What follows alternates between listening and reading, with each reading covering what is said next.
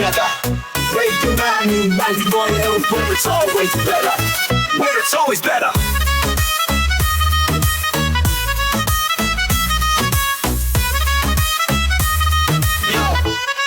Yo, सुबह का सूरज या शाम का रंग, we bring you joy हर जुबान का धन. Community की बात हम हैं आपके साथ, let's spread the love, चलो मिल के साथ. Tune in, turn up, दिल से बात करो. Radio Manu 92 FM के साथ चलो. Every voice counts, हर लम्हा यहाँ चलो बात करके देखते हैं. Let's all shine on. Yo, let's all go. सेहत की बात और dreams to share. Radio Manu 92 FM, we're always there. From unity to joy, we bring the light. Every word, every tune makes everything right. Listen up, it's time to unite. Radio Manu 92 FM, shining bright. Dill se suno, we love and care. Chalo baat karke dekhte hain, let's take it there. So come along for the ride. Radio Manu 92 FM, we're by your side. चलो बात करके देखते हैं. Your voice, your guide.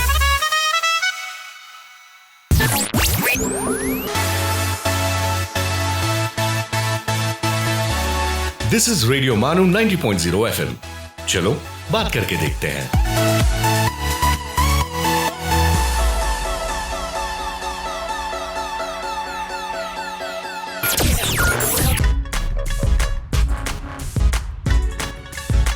ये है radio MANUU 90.0 FM. पेश है इनकी ज़बान उर्दू की तरह.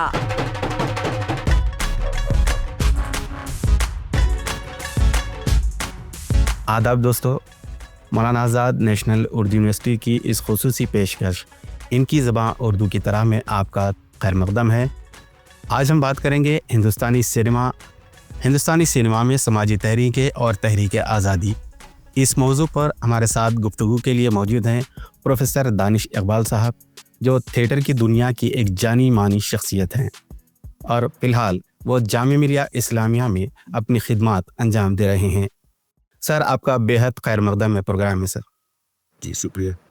मेरा पहला सवाल आपसे यह कि हिंदुस्तानी मुआशरे में मुख्तलिफ अदबी और सकाफ़ती तहरीकें रही हैं, जैसे कि तरक्की पसंद तहरीक, रेशमुलमान तहरीक. इसके अलावा कई और तहरीकें हैं जिन्होंने फिल्मों में अपना असर दिखाया है. इसकी अक्कासी हिंदुस्तानी सिनेमा में किस तरह से की गई है? देखिए, पहली बात तो ये है कि जो फिल्में बनती हैं ये एक कमर्शियल एक्टिविटी है, ये एक बिज़नेस है. और आम तौर से जो बिज़नेस करने वाले लोग हैं वो तहरीकों का पार्ट नहीं होते हैं. उन्हें पैसे कमाने होते हैं, अपना काम करना होता है, और आम तौर से मतलब वो तहरीकों का हिस्सा नहीं. लेकिन ये है कि उसमें काम करने वाले जो लोग होते हैं, जो फिल्में बनाने वाले लोग हैं, जो पैसा लगाते हैं, डायरेक्शन करते हैं, तो वो नहीं कोई सियासी मकासद अपने हल करना चाहते हैं या हासिल करना चाहते हैं. लेकिन उसके अंदर जो लोग काम कर रहे होते हैं वो अलग अलग जो तर्ज़ फ़िक्र है उससे वो रखते हैं और अलग अलग स्कूल ऑफ थॉट से आते हैं. तो कई बार ऐसा लगता है कि कोई ख़ास तहरीक का असर है. अब जैसे प्रोग्रेसिव राइटर्स एक मूवमेंट था. आप जानते हैं कि ये राइटर्स मूवमेंट था, ये मतलब फिल्म मेकर्स मूवमेंट तो था नहीं. तो इसके नक्श कदम फिल्मों में तलाश करना एक बहुत अजीब सी बात है. लेकिन चलिए, आपने सवाल पूछा है तो हम आपको जवाब दे देते हैं कि ये जो प्रोग्रेसिव राइटर मूवमेंट था ये लेट 30s से शुरू हुआ, 1935-40 के बीच में, और आज तक जारी है किसी न किसी हालत में, टूटी फूटी हालत में. लेकिन जब हमारा जंग आज़ादी चल रही थी और फ्रीडम स्ट्रगल चल रहा था तो ये लोग सबसे ज़्यादा एक्टिव थे. तो इस तरह से हम कह सकते हैं कि हिंदुस्तान की आज़ादी की जो तहरीक है उसके उसी के मुतवाज़ी ये तहरीक भी हमको मिलती है, प्रोग्रेसिव राइटर्स मूवमेंट.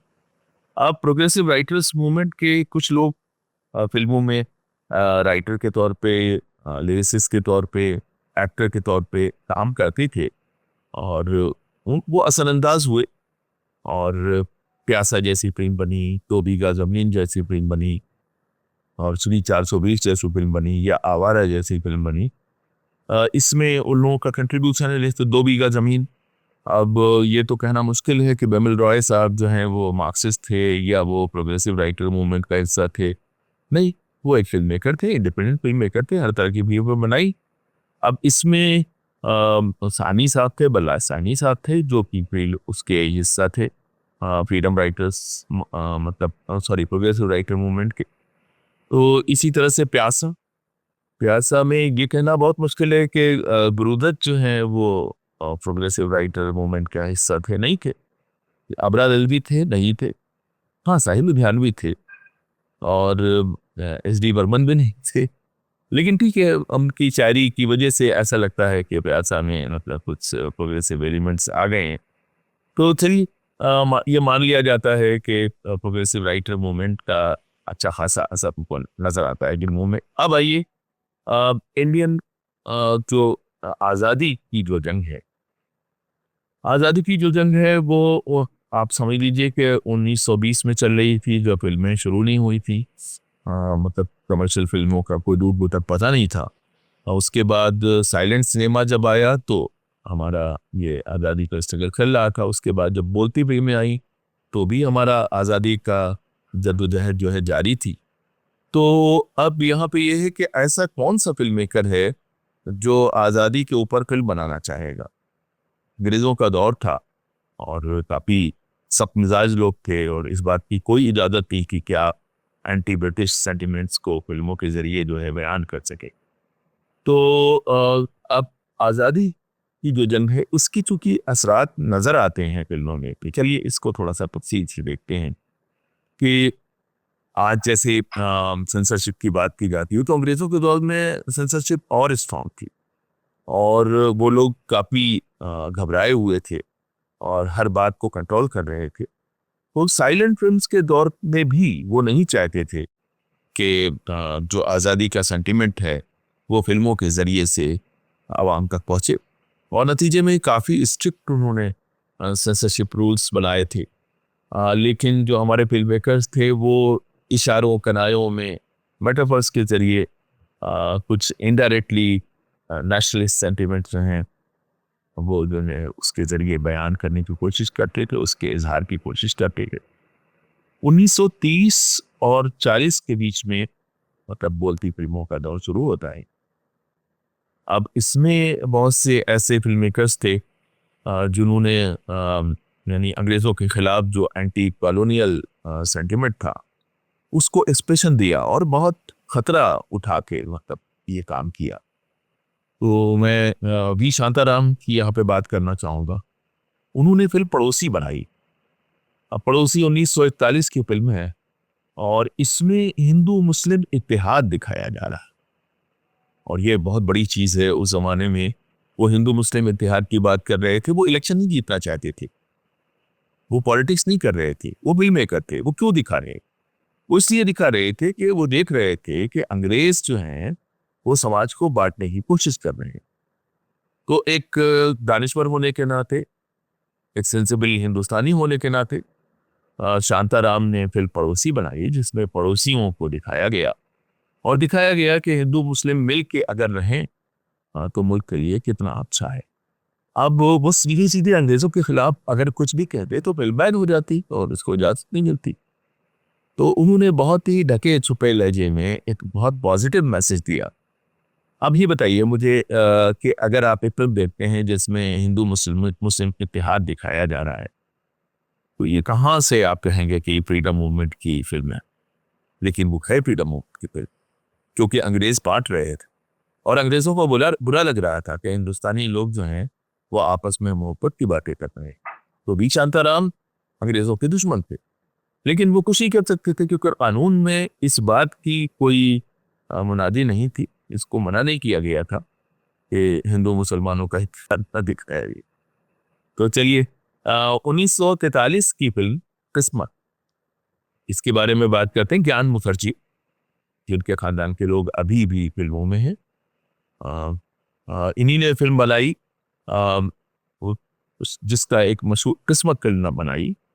जी मैं समझता हूँ कि ये एक बहुत ज़बरदस्त फिल्म थी क्योंकि इसमें एक गाना था जो कि मैं समझता हूँ कि आज़ादी के दौर का सबसे अहम गाना है। और इसमें कहा जा रहा है, दूर हटो है दुनिया वालों, हिंदुस्तान हमारा। साफ साफ ये बात अंग्रेजों से कही जा रही है। आज भी जो आप इस गाने को सुनते हैं तो ऐसा नहीं लगता है कि कोई बाहर से आ गया है, दुनिया हम पे कब्जा करने वाली है या कर रही है, और हम कह रहे हैं दूर हटो है दुनिया वालों, हिंदुस्तान हमारा है। और ये ज्ञान मुखर्जी साहब ने अपनी फिल्म में गाना रखा। ये गाना बहुत पॉपुलर हो गया और उस जमाने में अंग्रेजों के खिलाफ काफ़ी सेंटिमेंट था। जगह जगह एहतजाज चल रहे थे, हड़तालें हो रही थी। 1943 की बात है। आप समझ सकते हैं कि गांधी जी और हमारे सारे जितने फ्रीडम फाइटर्स थे वो पूरे जोश के साथ अंग्रेज़ों को उखाड़ फेंकने की कोशिश में थे। ऐसे में गाना आता है, दूर हटो है दुनिया वालों, हिंदुस्तान हमारा। अब सोचिए कि ये गाना बैन होने से पैसे बच गए। ठीक है, उन्होंने एक पुराना दौर दिखाया, बहुत पुराना दौर दिखाया, अंग्रेजों का दौर नहीं दिखाया, बहुत करीब दौर दिखाया। और उसके बाद उन्होंने दिखाया कि दूसरी दुनिया की वो ताकतें हैं, जैसे सिकंदर की फौजें आई थी, ऐसे जो है कुछ लोग आए हैं और कब्जा करने की कोशिश में हैं। उनसे कहा जा रहा है दूर हटो है दुनिया वालों, हिंदुस्तान हमारा है। तो जब इस पे सेंसर ने एतराज़ किया तो उन्होंने कहा, ये हम आपसे तो कुछ कह ही रहे हैं, आप तो माई बाप, आपको हटाने की बात कर रहे हैं, हम तो पुराने ज़माने की बात कर रहे हैं, एक कहानी सुना रहे हैं। तो देखिए, ये थी उनकी स्मार्टनेस। 1941 में सोहराब मोदी साहब ने भी ऐसी स्मार्टनेस दिखाई। उन्होंने फिल्म सिकंदर बनाई। अब बताइए, सिकंदर फिल्म बनाने की क्या ज़रूरत है? इतनी मेहनत, इतना कास्ट्यूम ड्रामा, पुराना दौर दिखा रहे हैं।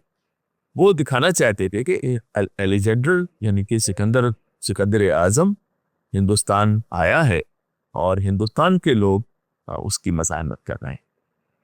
और पोरस और सिकंदर के जो डायलॉग हैं, बेसिकली वो तर्जुमानी कर रहे हैं हमारे फ्रीडम फाइटर्स और अंग्रेज़ों के दरमियान जो गुफ्तगू जारी। तो उसमें साफ साफ दिखाया जा रहा है। अब अंग्रेज इस पे क्या एतराज़ करेंगे बताइए? अगर अंग्रेज एतराज़ करते हैं कि भाई आप ये क्यों दिखा रहे हैं, उसमें बड़े अच्छे गाने थे, बड़ा अच्छा म्यूजिक था, आज भी वो म्यूजिक पसंद किया जाता है, बड़ी रोमांटिक फिल्म थी, इसमें हीरोइंस भी थी और मतलब नाच गाने भी थे, बड़ी खूबसूरत फिल्म थी। और लेकिन स्मार्टनेस ये थी फिल्म बनाने वालों की कि वो उसे बैन नहीं कर सकती। तो ये है 1941 की फिल्म। और आप सभी जानते हैं कि हमारे बहुत से लोगों ने हिंदुस्तान की आज़ादी के लिए जान दी। हालांकि महात्मा गांधी जो है अदम तशद्दुद में यकीन रखते थे, लेकिन बहुत से ऐसे लोग थे जो नहीं यकीन रखते थे। भगत सिंह इसकी एक बेहतरीन मिसाल है, जो उन्होंने मुल्क की आज़ादी के लिए अपनी जान दी। अब सोचिए कि आज़ादी से पहले कौन इसकी हिम्मत कर सकता था कि उनकी ज़िंदगी की कोई फिल्म बना, लेकिन साहब बनाई लोगों ने।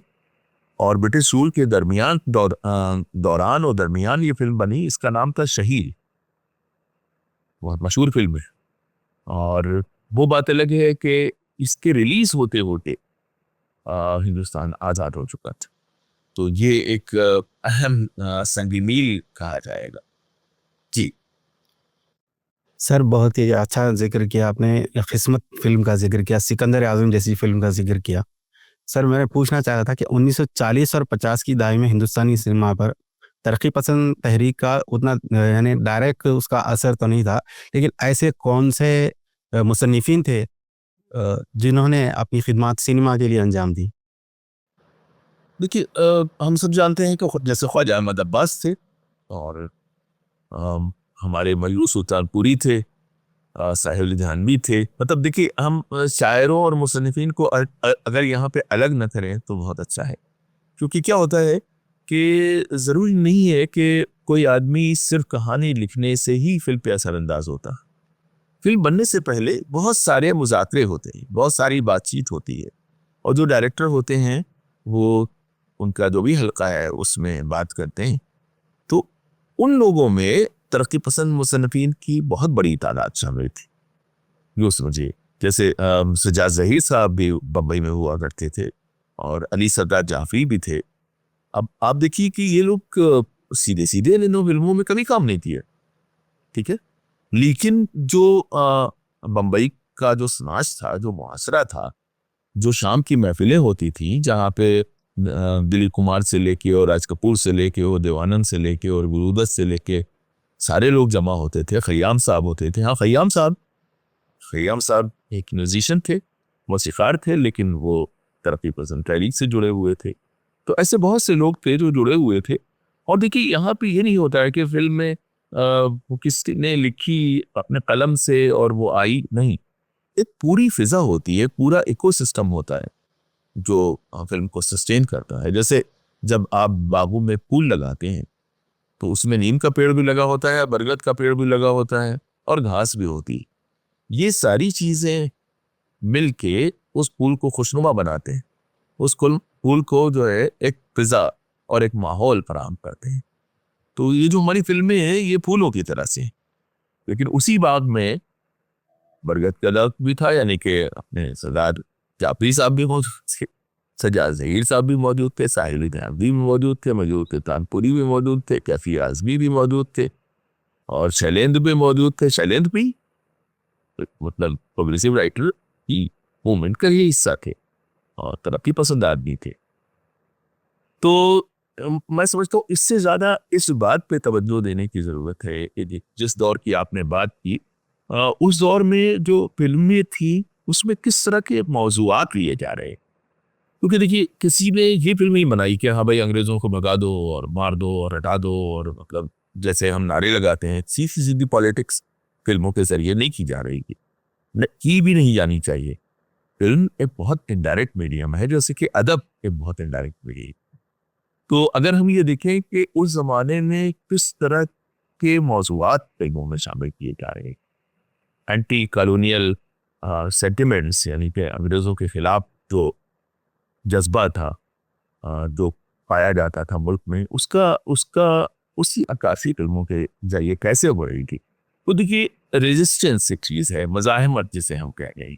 कई बार क्या होता है कि एक किरदार दूसरे किरदार को उसकी मज़ाहमत का पा होता है और सिंबॉलिकली वो एक मैसेज देता है अवाम को और देखने वालों को कि जिस तरह से मैं इस जालिम महाजन के खिलाफ खड़ा हूँ, ठीक है, जालिम महाजन क्या है, वो एस्टैब्लिशमेंट को रिप्रेजेंट कर रहा है। इसी तरह से आप भी सियासतदानों के खिलाफ खड़े हो।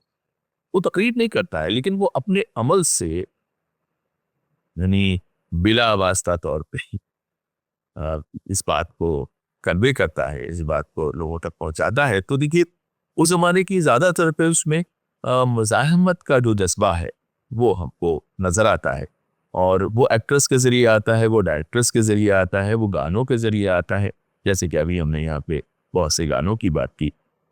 इसी तरह से एक और चीज़ है कि एक ऑप्टिमिज्म, एक रचायत पाई जाती थी उस ज़माने। बाद के दौर में बहुत सी फिल्में ऐसी बनी जो बड़ी ट्रेजिडीज थी, जिसमें मायूसी थी, यासियत थी। नहीं, आज़ादी से पहले की फिल्मों में उन्हें लग रहा था कि हिंदुस्तान आज़ाद होने वाला, तो एक किस्म का ऑप्टिमिज्म था। तो ये सारी चीज़ें जो हैं मिल के उन्होंने एक फिज़ा पैदा की, और उसमें तरक्की पसंद तहरीक का भी बड़ा कंट्रीब्यूशन है, तरक्की पसंद तहरीक से बुरे हुए लोगों का कंट्रीब्यूशन है। गांधी जी ने बहुत से लोगों को इंस्पायर किया, बहुत से फिल्म मेकर्स को, बहुत से एक्ट्रेस को, से डायरेक्टर्स, से राइटर्स को। तो इन सारी चीज़ों का असर हमारी फिल्म में होना। बेहद अहम मालूमात हमें हासिल हो रही हैं। साथियों, अभी हम लेते हैं एक छोटा सा वक्फा। वक्फे के बाद प्रोफेसर दानिश इकबाल साहब के साथ गुफ्तगू का सिलसिला जारी रहेगा। You are listening to इनकी ज़बां उर्दू की तरह, radio MANUU 90.0 FM's Urdu and cinema show.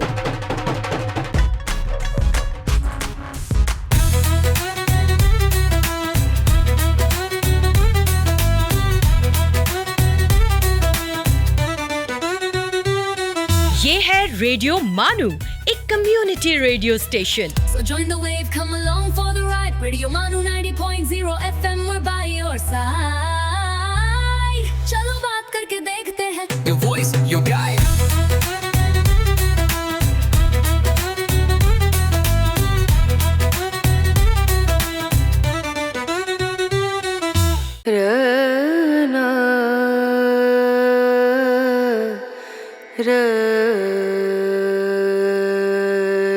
ये है रेडियो मानो 90.0 FM.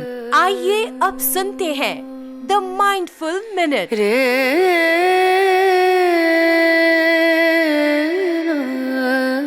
Life is either a daring adventure or nothing. Helen Keller.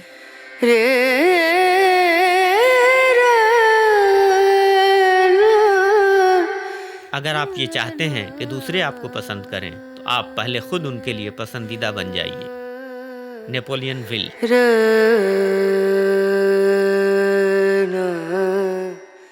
Tulsidas कहते हैं, वृक्ष अपने सिर पर गर्मी सहता है। वृक्ष अपने सिर पर गर्मी सहता है, पर अपनी छाया में दूसरों का ताप दूर करता है।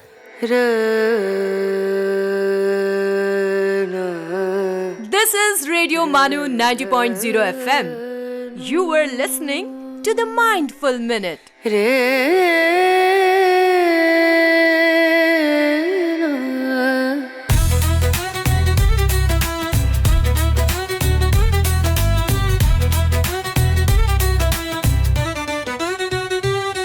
सेल्स, मार्केटिंग और ब्रांड प्रमोशंस के लिए हमसे राब्ता करें radiomanu@manu.edu.in पर। So join the wave, come along for the ride. Radio Manu 90.0 FM, we're by your side. चलो बात करके देखते हैं। Your voice, your guide.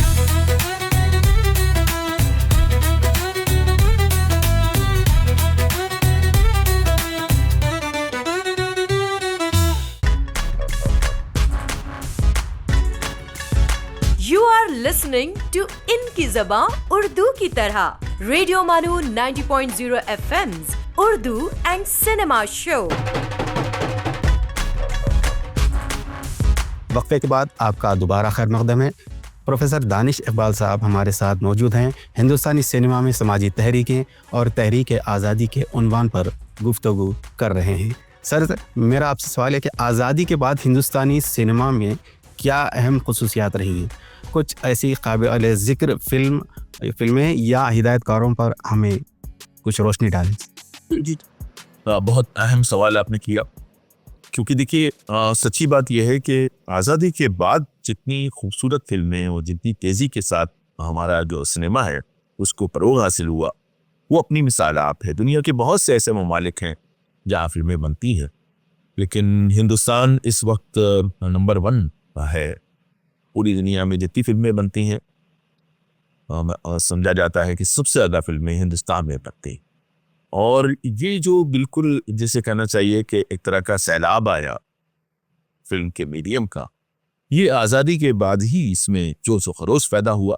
क्योंकि आज़ादी के बाद हमारे मुल्क को लगा, हमारे अवाम को लगा, हमारे दानिश्वरों को लगा, हमारे फनकारों को लगा, हमारे मुसन्निफीन को लगा कि अब अंग्रेज़ चले गए हैं और अब इस मुल्क को बनाने की जिम्मेदारी हमारी है।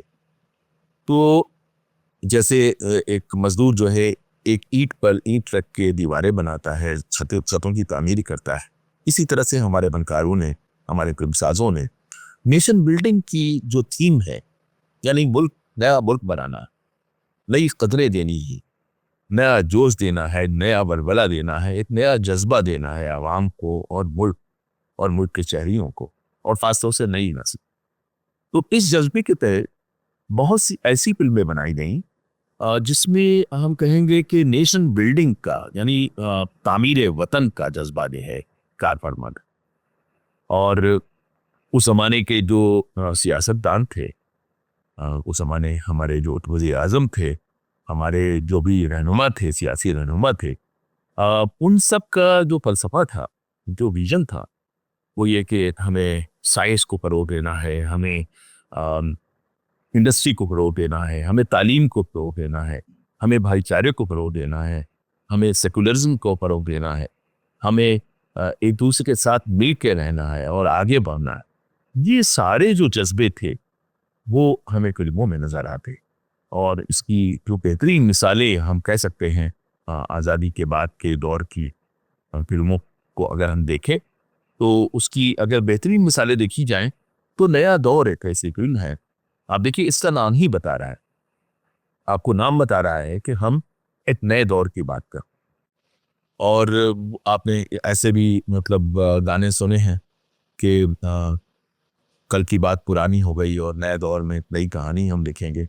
तो ये जो जज्बा था ये उस दौर का डोमिनेंट जज्बा था और सबसे गालिब जज्बा था। नया दौर इसकी बेहतरीन मिसाल है। बी आर चोपड़ा साहब की ये फिल्म है जिसमें उस ज़माने में मशीनें आ रही थी, यानी कि लॉरी आ रही थी, बस आ रही थी, और पुरानी जो ट्रांसपोर्ट था वो इक्का था या बैलगाड़ी थी।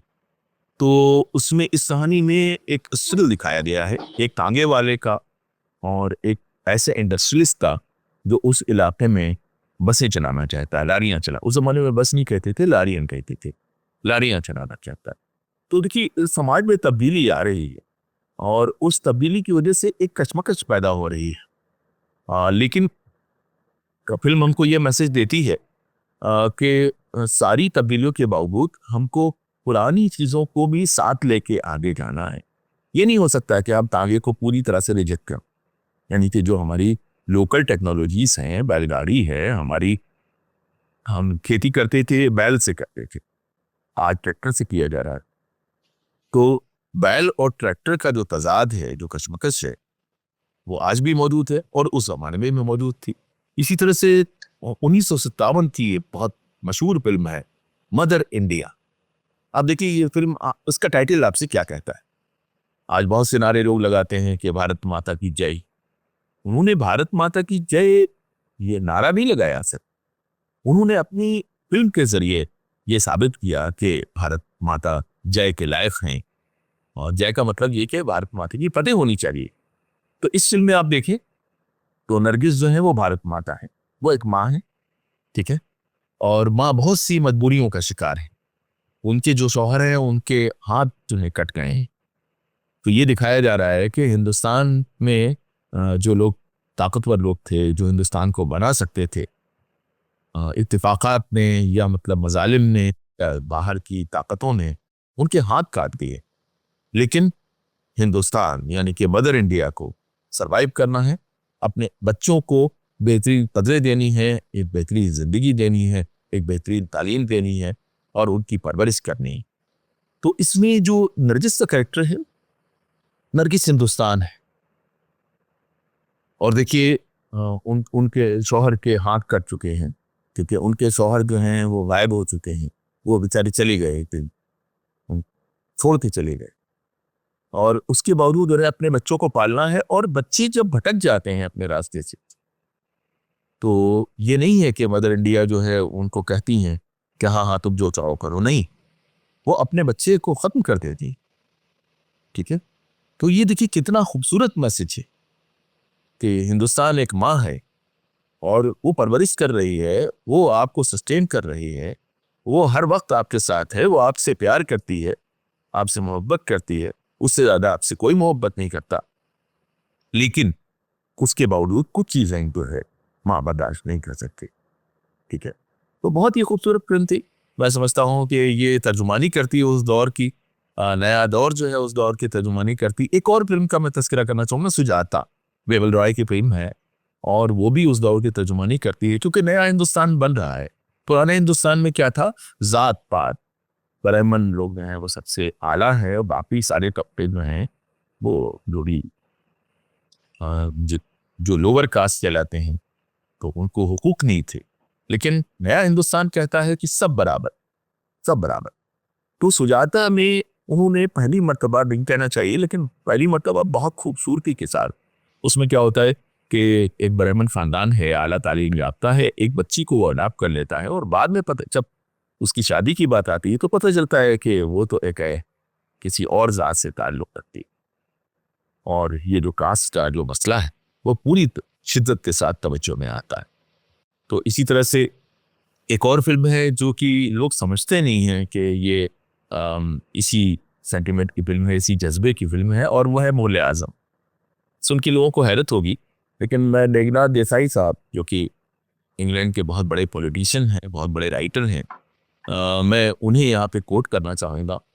वो कहते हैं कि मुग़ल आज़म जो है नए हिंदुस्तान की तर्जुमानी करती थी, उस दौर की जो सियासी पित्र है उसकी तर्जुमानी करती थी। आप देखिए उससे पहले ही सीन में, पहले ही मंजर में हिंदुस्तान का नक्शा आता है और वो हिंदुस्तान का नक्शा और पीछे से आवाज़ आती है और वो बताती है कि हिंदुस्तान को तारीख के दौरान कैसे कैसे लोगों ने सजाया संवारा और हिंदुस्तान को कैसे आगे बढ़ाया और हिंदुस्तान की कैसे हिफाजत की।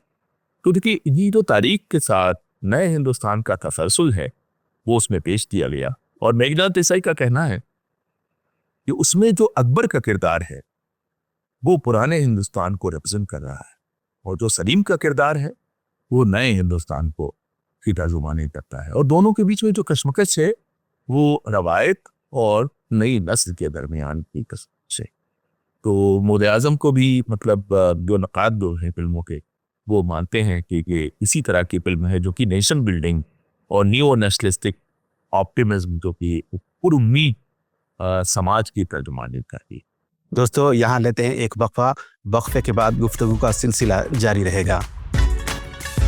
आप सुन रहे हैं इनकी ज़बां उर्दू की तरह, रेडियो मानू 90.0 FM का उर्दू एंड सिनेमा शो।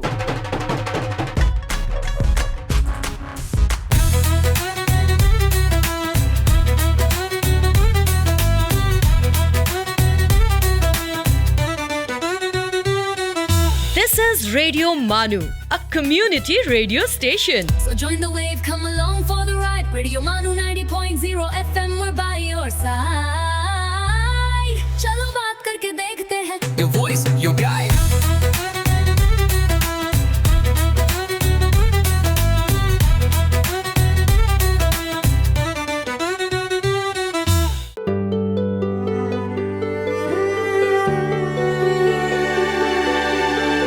आइए अब सुनते हैं अर्ज किया है। आदाब दोस्तों, आप सुन रहे हैं अर्ज किया है और मैं हूं डॉक्टर हशमत।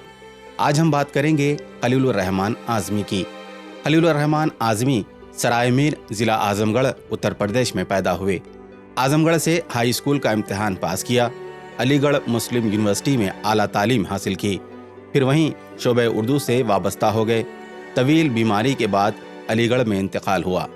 न जाने किसकी हमें उम्र भर तलाश रही, न जाने किसकी हमें उम्र भर तलाश रही, जिसे करीब से देखा वो दूसरा निकला। खलीलुर रहमान आज़मी ने गज़लें भी कहीं और नज़में भी, लेकिन उनकी गज़लें अपने धीमे अंदाज, दर्दमंदाना लहजे, फ़िक्री तजस्सुस और एहसास की ताजगी की वजह से ज़्यादा पसंद की गईं। वो पुरानी तशबीहों और इस्तिआरों से गुरेज करते थे। वो नई गज़ल के अव्वलीन मेमारों में शुमार होते हैं। मेरी नज़र में वही मोहनी सी मूरत है, मेरी नज़र में वही मोहनी सी मूरत है, ये रात हिजर की है फिर भी खूबसूरत है। उनके कलाम के मजमूए कागज़ी पैराहन, नया अहदनामा और ज़िंदगी ए ज़िंदगी के नाम से शाये हुए। नसरी किताबों में उर्दू में तरक्की पसंद अदबी तहरीक, मज़ामिन नौ और फ़िक्र फ़न शामिल हैं। उन्होंने 3 किताबें नवाए ज़फ़र, मुक़दमा कलाम आतिश और नई नज़म का सफ़र मैं मुक़दमा मुरतब की हैं। 1000 तरह की मैं पी, 1000 तरह के जहर, ना प्यासी बुझी अपनी, ना हौसला निकला। उनकी गज़लों में एहसास की शिद्दत, ख़यालात की बुलंदी और मुशाहिदे की गहराई व गहराई शिद्दत से महसूस की जा सकती है। उन्होंने जिस तरह ज़िंदगी को देखा और समझा, उसी तरह क़ारीन के सामने पेश कर दिया। दोस्तों, ये थे खलीलुर रहमान आज़मी और उनके अदबी कारनामे। कल आपसे फिर मुलाकात होगी, तब तक के लिए इजाज़त दीजिए। आदाब।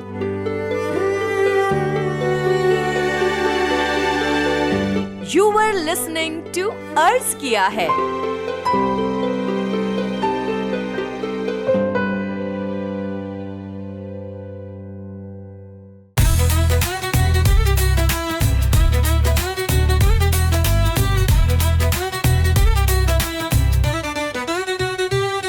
For sales, marketing and brand promotions, write to us on Radio Manu at manu.edu.in. So join the wave, come along for the ride. Radio Manu 90.0 FM, we're by your side. चलो बात करके देखते हैं. Your voice, your guide.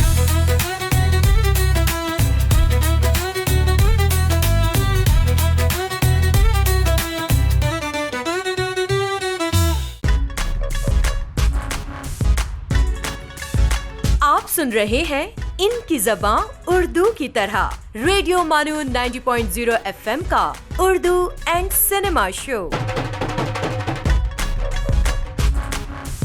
वक्फे के बाद आपका दोबारा खैर मकदम है।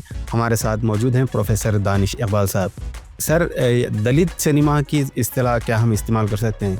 अगर कर सकते हैं तो दलित सिनेमा की कुछ काबिल ज़िक्र शख्सियात और उनके ज़रिए उनके जो पेश किए गए तजुर्बात और उनके नुक्ता नज़र की नुमाइंदगी किस तरह की गई है?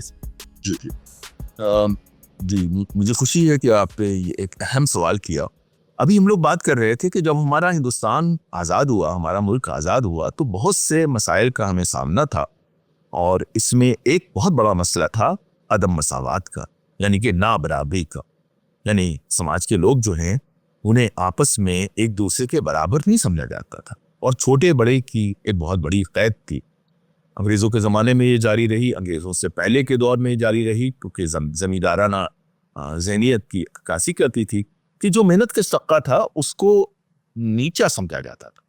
अब मुझे लफ्ज़ बोलते हुए भी अफसोस होता है कि मैं ये लफ्ज़ इस्तेमाल करता हूँ, यानी कि उनको अब बड़े लोग या पैसे वाले लोग या बड़ी ज़ात के लोग अपने बराबर नहीं समझते थे। तो सियासतदानों से लेके जो समाज के बाकी रहनुमा थे उनसे लेके फिल्म वालों तक सबके सामने चैलेंज था कि ये जो ना बराबरी है समाज की, इसको किस तरह से हल किया जाए।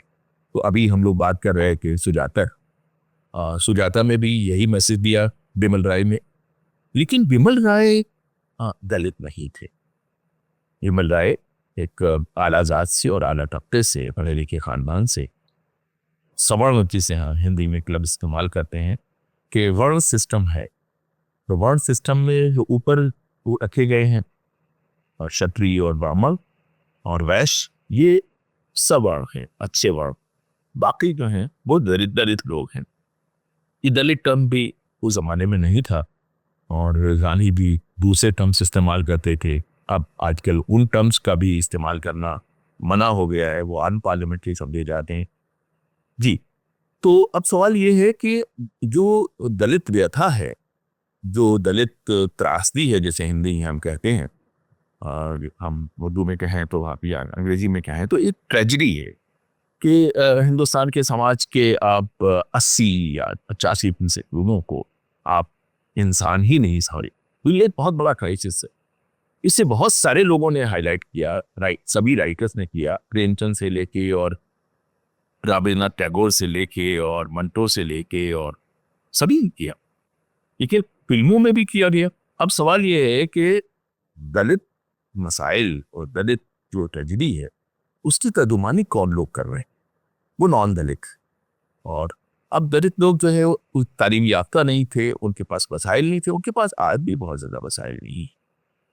लेकिन यह है कि महाराष्ट्र एक ऐसी जगह है और मराठी ज़बान एक ऐसी ज़बान है जिसमें बहुत अच्छी तर्जुमानी दलित अफकार की उनको मिलती है। ऐसा नहीं है, तेलुगु में भी है, लेकिन नॉर्थ इंडिया में ये जो चीज़ है ये कम पाई जाती। साउथ के जो भी स्टेट्स हैं जैसे कि केरला है, तमिलनाडु है, आंध्र प्रदेश है, तेलंगाना है, यहाँ पे जो राइटर्स हैं वो ज़्यादा शिद्दत के साथ अपनी बात कहते हैं। तो मैं यहाँ पे बाबूराव बगुल साहब का नाम लेना चाहूँगा, जो कि दलित राइटर थे और उन्होंने जो मराठी लिटरेचर है उसको बहुत मुतासिर किया। और बहुत सारे लोग जो फिल्मों में काम करते हैं, जो छोटे मोटे रोल करते हैं या वो टेक्नीशियंस हैं, वो उन्हीं के मतलब ट्रेन के हुए हैं और उन्हीं की जो वो हैसियत वो लेके आए हैं और उनका काफ़ी असर हमको मिलता है मराठी लिटरेचर में, मराठी सिनेमा में और मराठी काम करने वालों और अदाकारों और फनकारों और टेक्नीशियंस की वजह से। इंडिकेशन है कि अरविंद देसाई साहब का मैं यहाँ पे नाम लेना चाहूँगा, जो महाराष्ट्र के फिल्मसाज हैं, अर्धसर। तो इन्होंने एक बहुत मशहूर मराठी मतलब अन्ना भाऊ साठे का एक ड्रामा है अर्धसत्य, यानी कि आधा सच ही हमको बताया जाता है। आधा सच क्या है, तो इसका इन्हीं ने इस्तेमाल किया, फिल्म बनाई। मंजुला सूद हैं, इन्हीं ने फिल्में बनाई।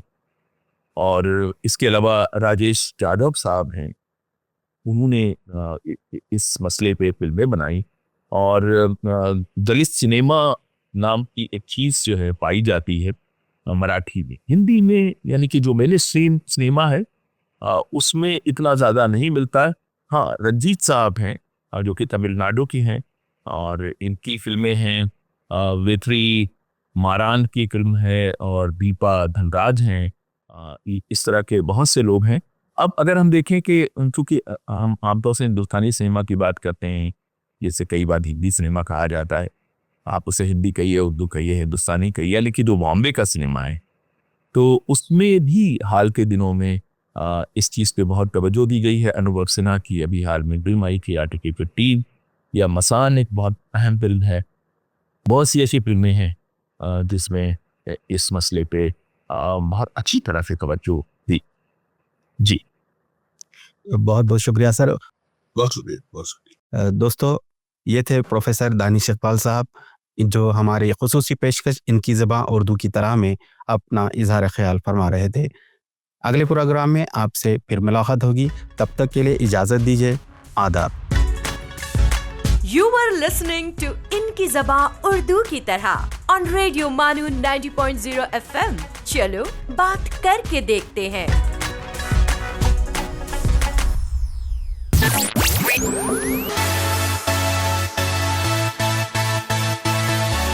ये है रेडियो मानू 90.0 FM। चलो बात करके देखते हैं।